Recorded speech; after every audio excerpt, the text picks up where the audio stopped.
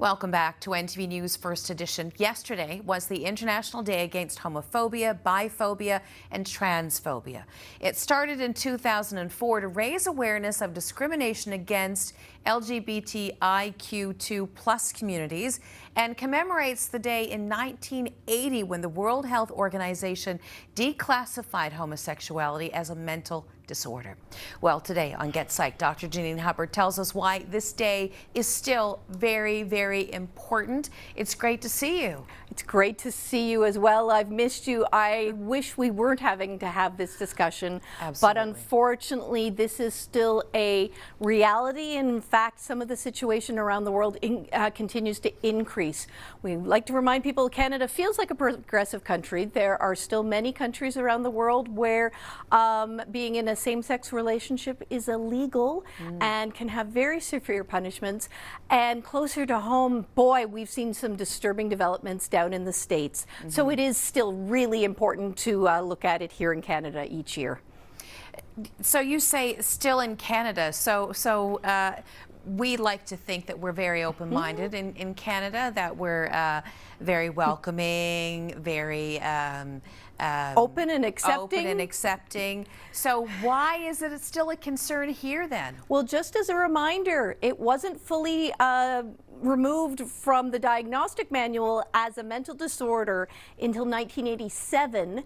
Canada was one of the first progressive countries to introduce same-sex marriage. That was in 2005, and we are leading the way, but we still outlawed conversion therapy in 2022. So we may be progressive, but things are, we still have a long way to go.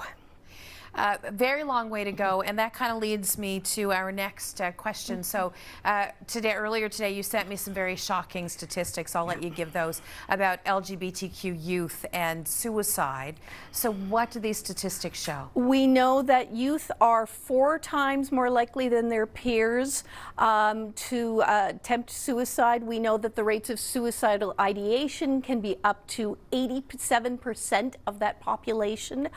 We know that the rates of anxiety, depression, substance use, violence, in particular domestic partner violence, is significantly higher in this entire population.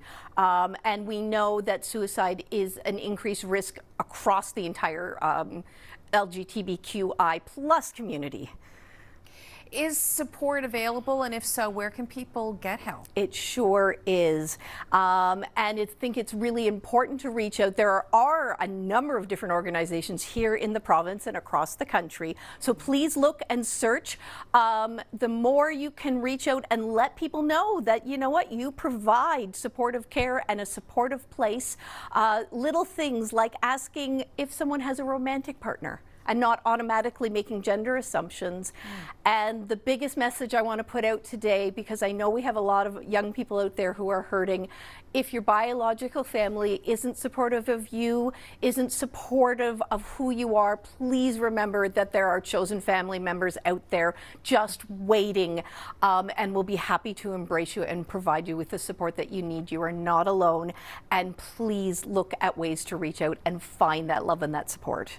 And of course, you have supplied us with a phone number which is at the bottom of your screen. So if you do need help, please reach out. Dr. Janine Hubbard, thank you so much for this tonight. This is so important. Thank you for covering it.